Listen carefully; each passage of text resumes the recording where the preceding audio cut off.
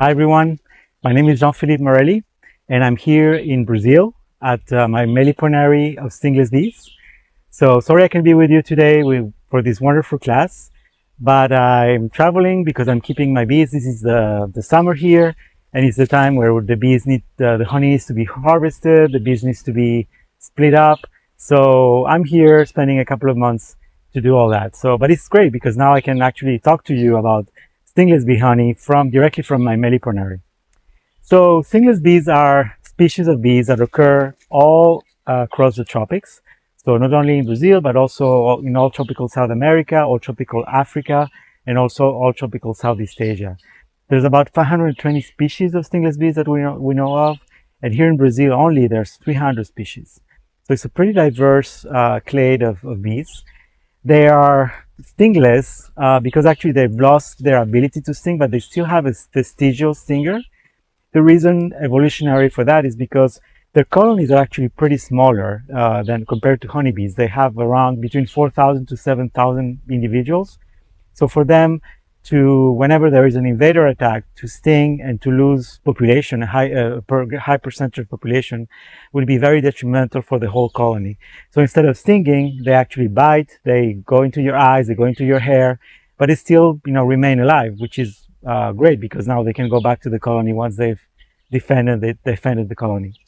So as you can see here, we can see this is one of the species of stingless bees called Melipona monduri, or also yellow urusu bee. And this is the species that I mostly work here in Brazil because it produces quite a lot of honey compared to other species. And it's also very, very delicious and very good for your health. So the size of the bees is about the size of the honeybee in this case. But stingless bees can range from the size of a small mosquito to the size of, a bumblebee. So very, very wide range of sizes. And as you can see, the entrance is very different from honeybees. It has just a little hole. There's always, sort of a guardian watching the entrance. And there's also like a decoration at the entrance, which is basically made of geopropolis, which is a mixture of propolis and earth and clay. And there is a functional reason for that entrance. It's basically a landing pad where the bees actually clean up their little legs after foraging, and that really helps them preventing from bringing pathogens to the hive. So very smart bees. They understood the concept of phytosanitation very early on. So the hive itself is divided in 4 compartments. So we have first what we call the leader box. That's where the bees will entrance, and then we'll also deposit some of their debris.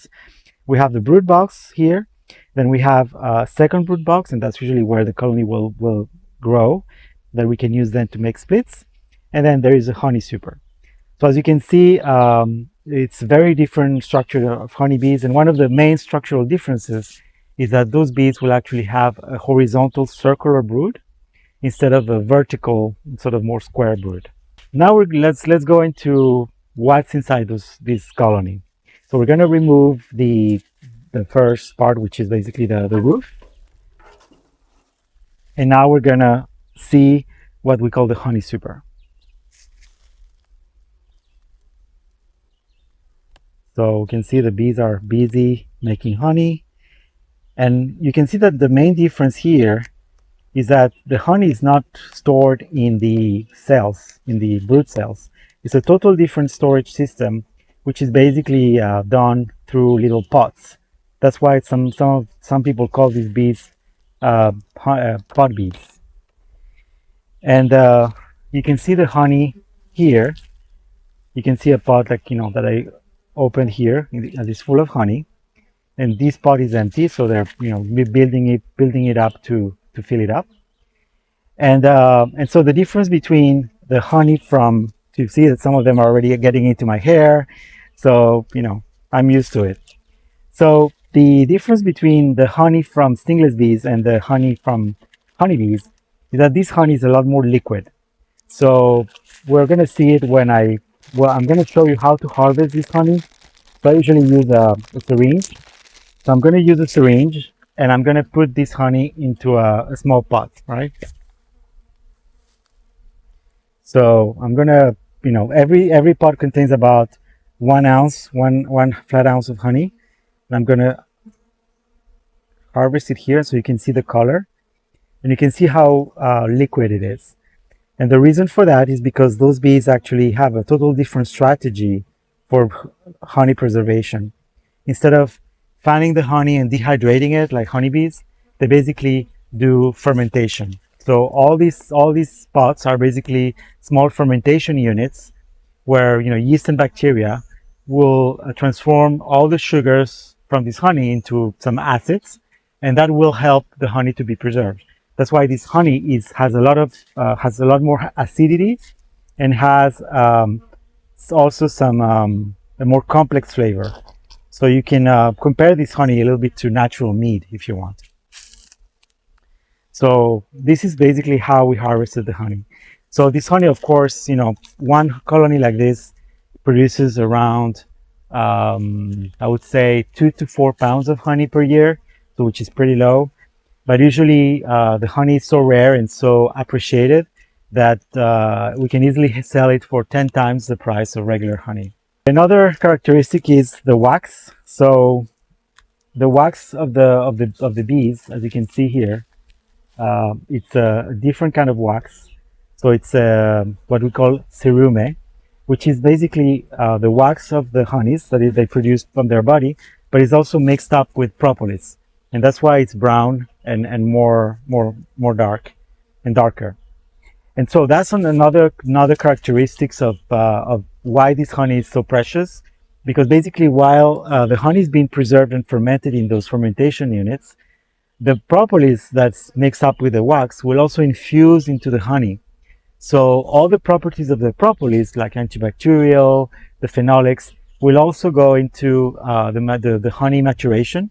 So the honey will contain all these compounds as well, which makes it a very, very medicinal and powerful honey for treating colds and flus, and also some people use it for cataract prevention by putting them in their eyes. And it also has a different kind of sugar. The sugar that stingless bees use mainly is called trehalulose. And trehalulose, so we've done some research with that. It's a sugar that's only contained in stingless bee honey. And trehalulose has the properties of not increasing the glycemic index. So basically this honey is a lot more tolerated by people who have hyperglycemia or like diabetes as well. So very healthy in that respect as well. And the last thing about this honey is that it also has some rejuvenation properties, so we can use it for skincare. Chanel, for example, has mixed up some of the enzymes of the Melipona bees into their creams because that has, anti-wrinkle rejuvenation properties. Now we harvested the honey. Now I'm going to show you the part of the brood. So we're going to close up again this part. And now we're going to open the brood box so you can potentially see the queen.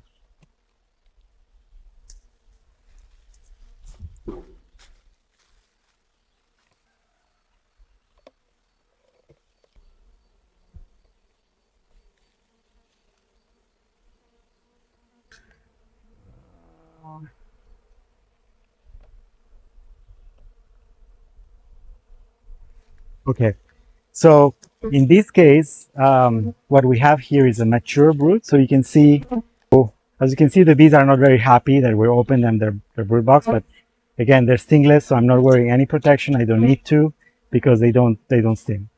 So what we see here is basically the brood. So every single cell contains a future bee, and in this case, what we see is a mature brood. So basically, they've made it very thin, so they basically scratch most of the wax, and the bees are going to be emerging anytime soon from any of these cells.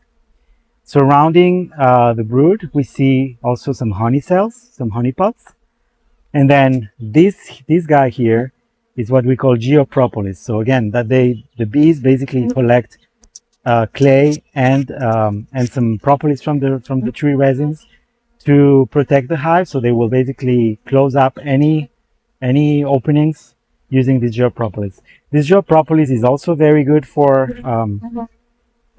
as a medicine, and so we do actually extraction of this gel propolis, and we also make the extract. So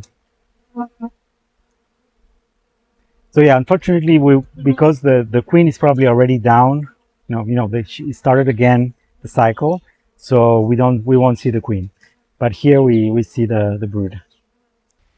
Okay, and this was a little bit about my stingless bees.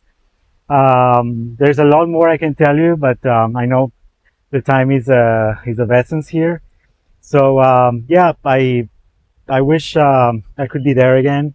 I hope you will taste the honey, which they have at the hive, and yeah, it's a delicious honey, Arimubee. You can also look it up in arimubee.com. And one of the interesting facts as well that I forgot to mention is that not far from Davis in Palo Alto, we can also find stingless bees. But that's another story, and I'm happy to tell you in one of the webinars that I usually do with the camp. Thank you very much, and I wish you a very good course, and I'll see you soon. Thank you.